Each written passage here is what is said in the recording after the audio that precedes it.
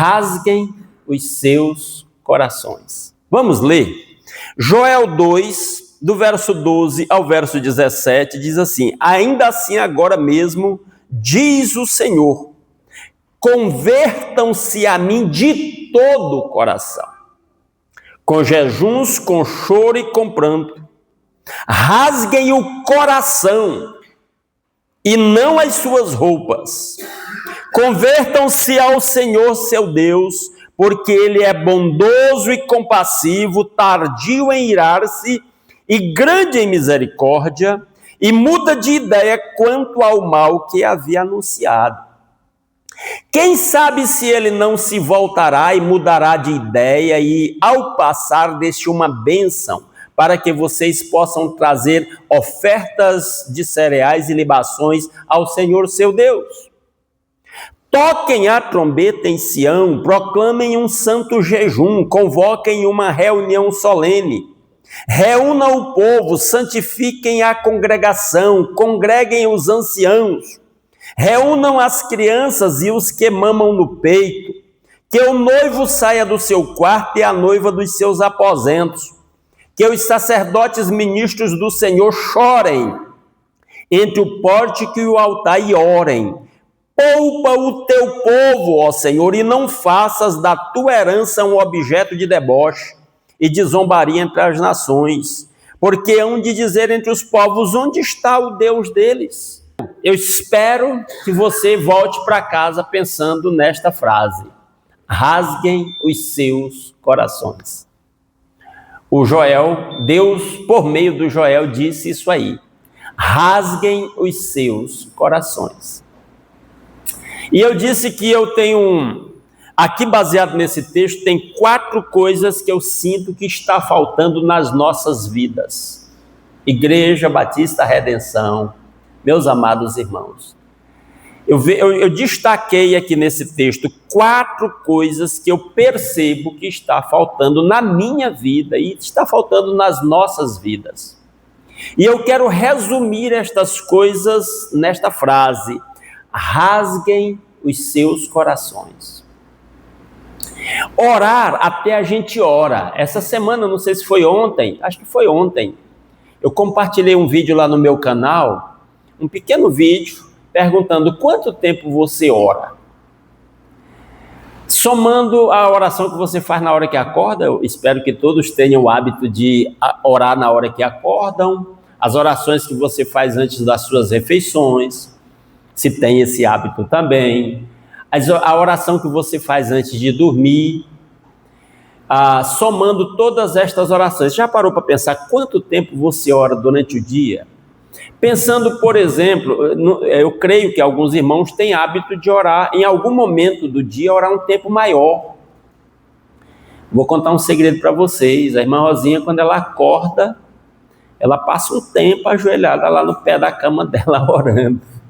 E os nomes de muitos de vocês estão na agenda dela lá em oração. Então, eu sei que há irmãos que levantam cedo para orar. Não sei se quando você acorda à noite, talvez com insônia, se você ora à noite.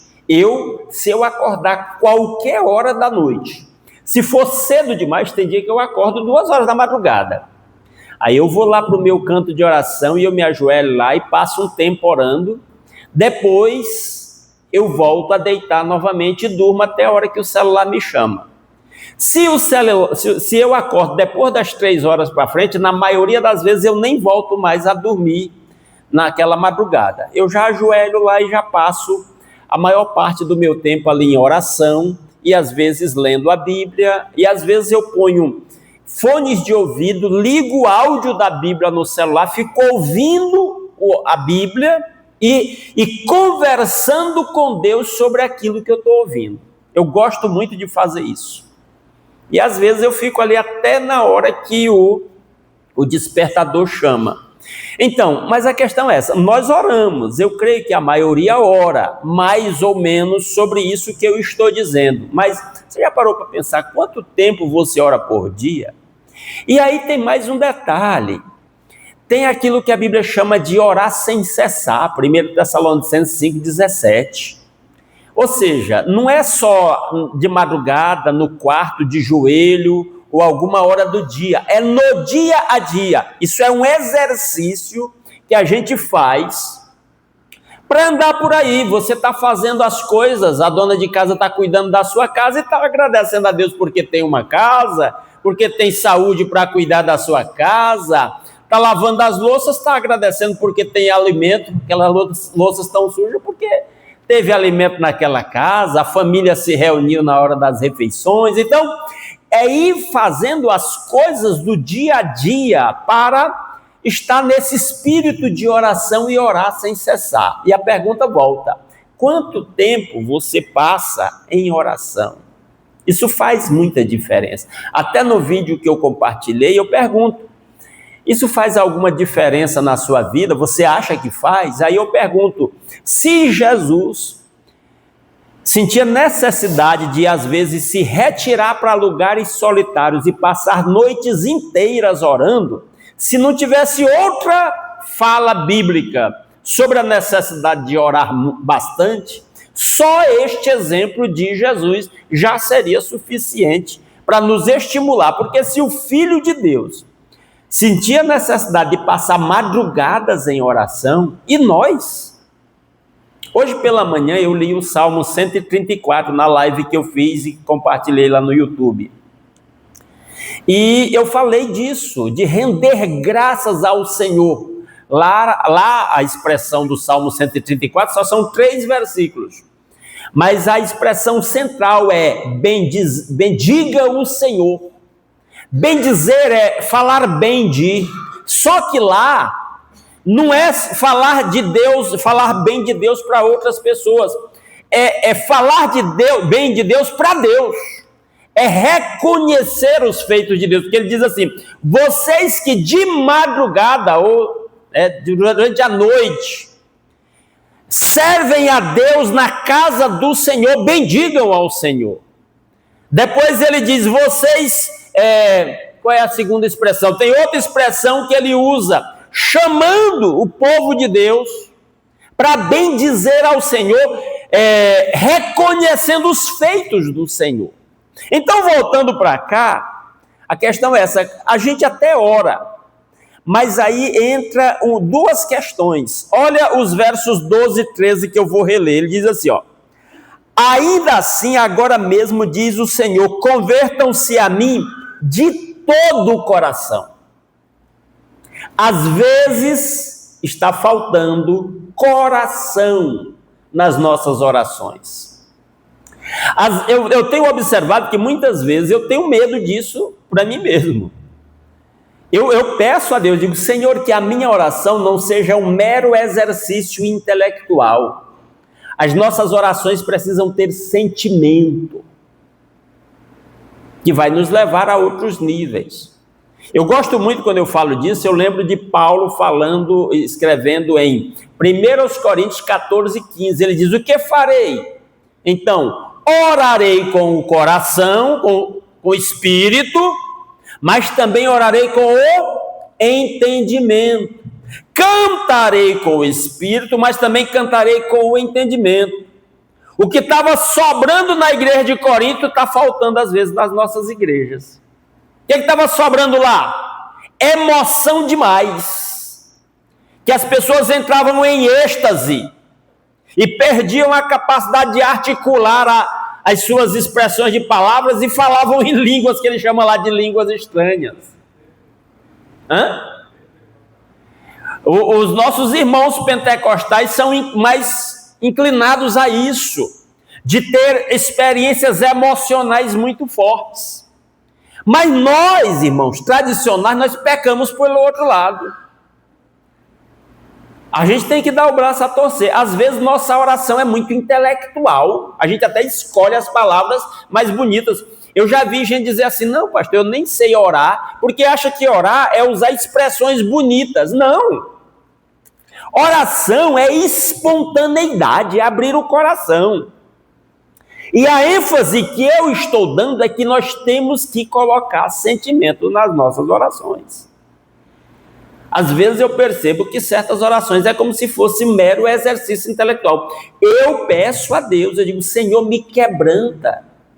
As nossas orações precisam ter lágrimas sinceras, lágrimas sinceras.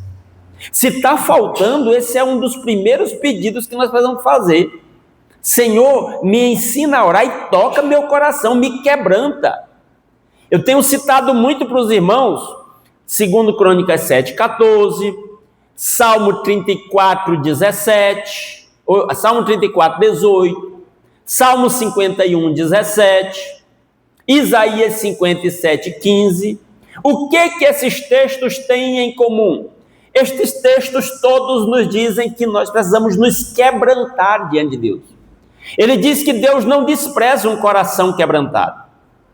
Eles dizem que a oferta aceitável a Deus é um coração quebrantado.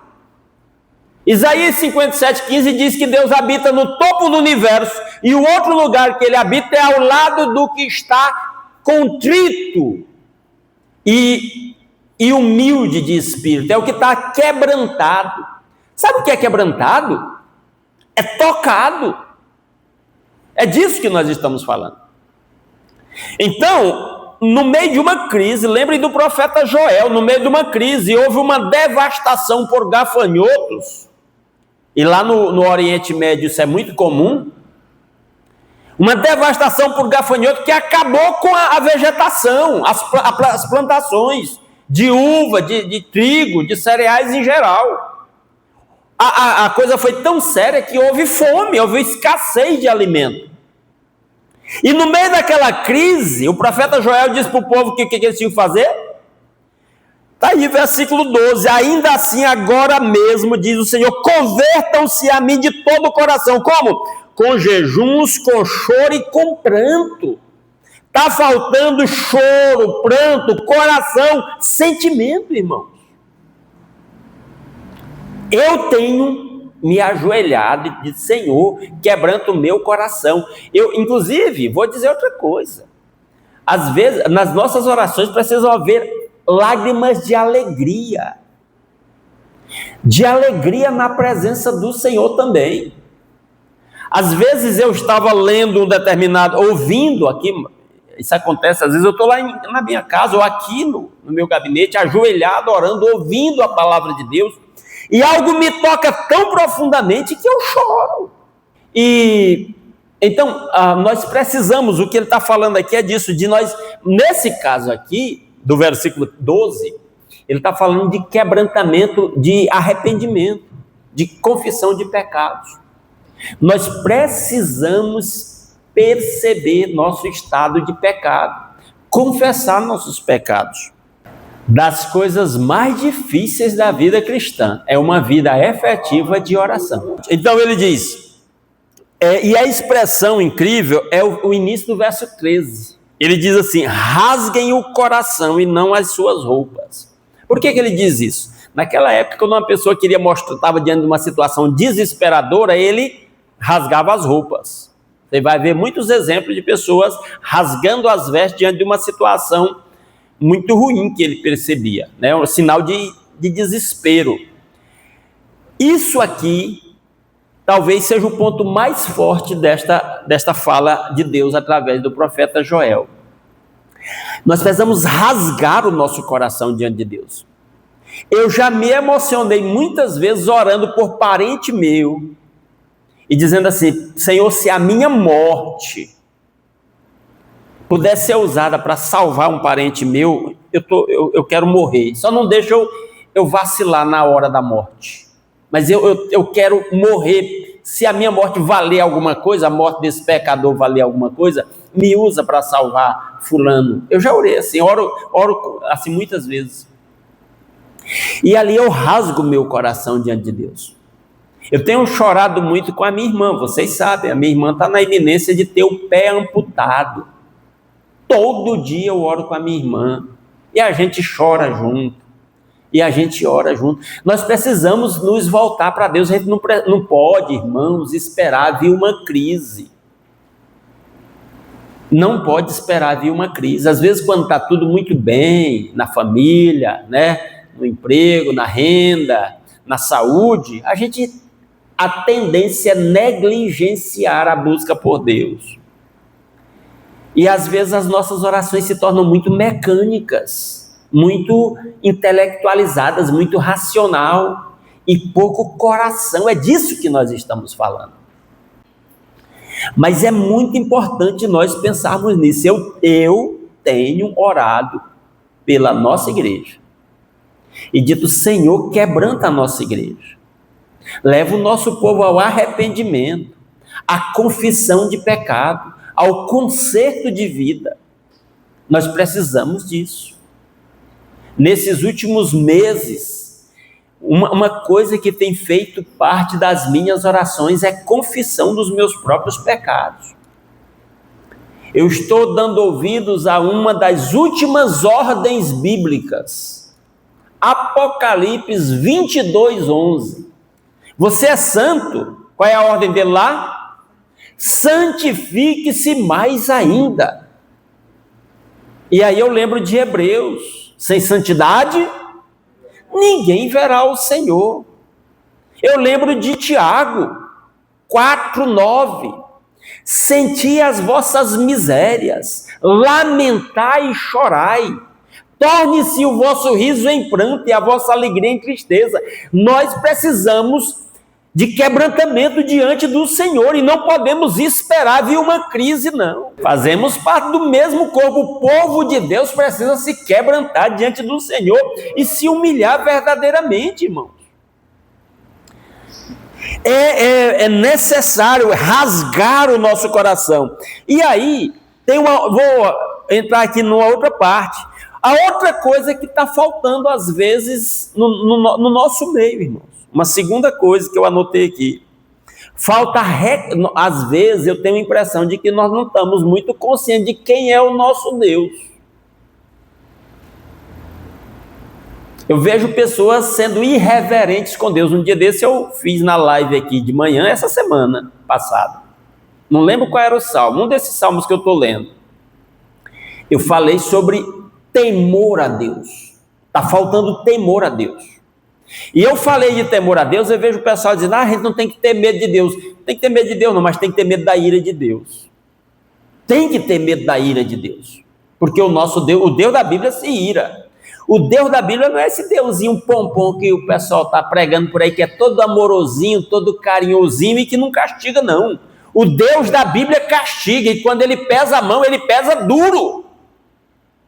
Olha o que o Joel diz aqui nos versos 13 e 14. Rasguem o coração e não as suas roupas. Convertam-se ao Senhor, o seu Deus, porque Ele é bondoso e compassivo, tardio em irar-se e grande em misericórdia. Mas Ele se ira. E quando Ele se ira, Ele pesa a mão. E às vezes o cristão fica ouvindo a palavra, endurecendo o coração. E uma hora Deus vai se irar e a conta vai chegar. Isso é bíblico. A gente não pode esperar a crise chegar. Eu andei pedindo perdão ao Senhor muitas vezes esses últimos tempos, porque eu tive momentos que eu estava tão envolvido com o dia a dia do ministério que eu não estava quebrantado diante de Deus em oração.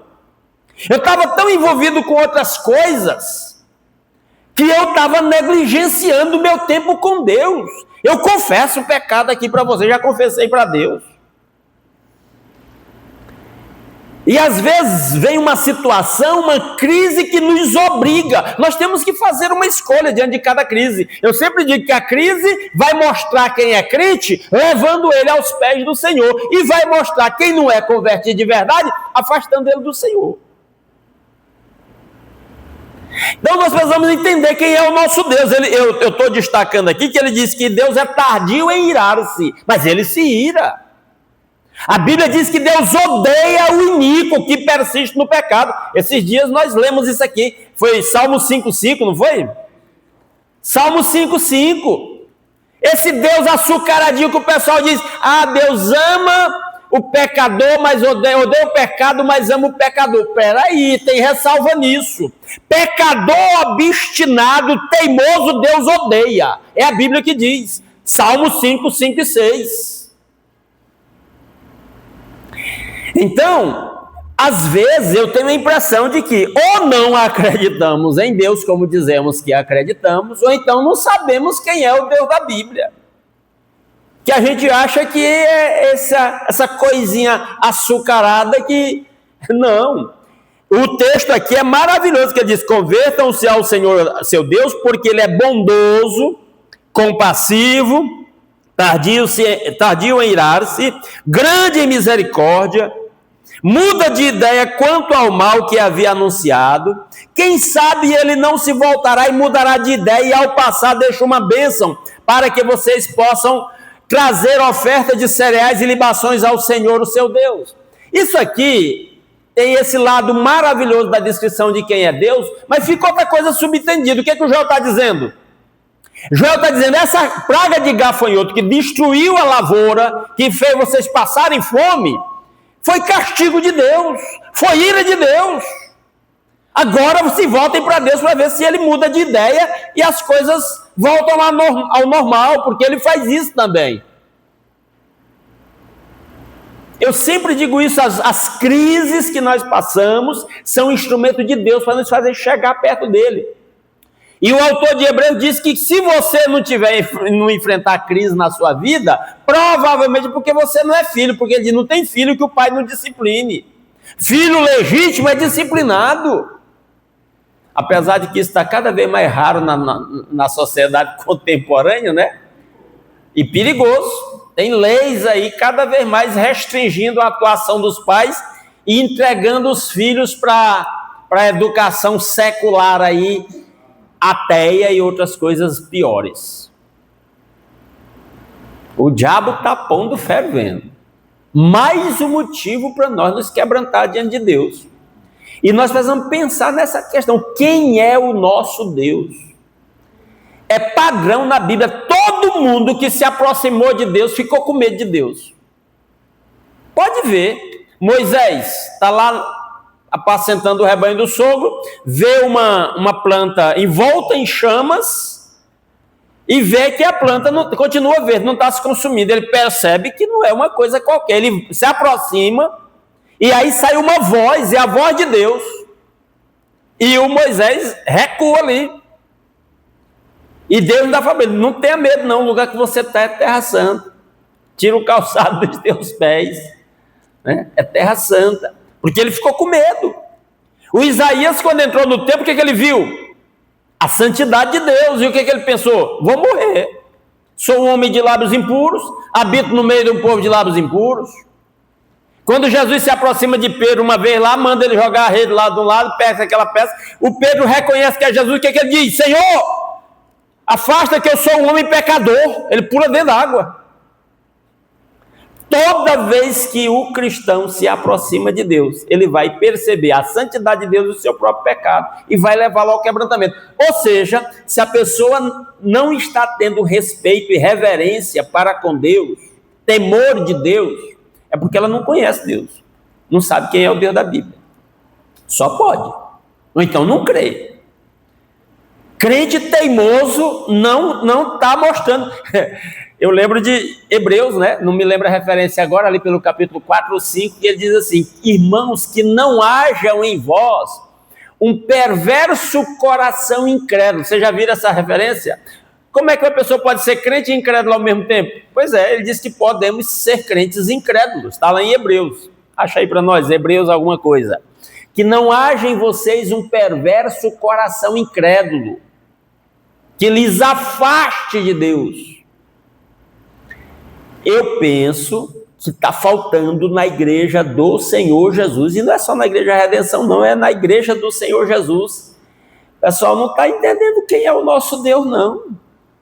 Está muito longe de Deus, não está vendo quem Ele é e o que Ele faz, e a sua ira contra o pecado.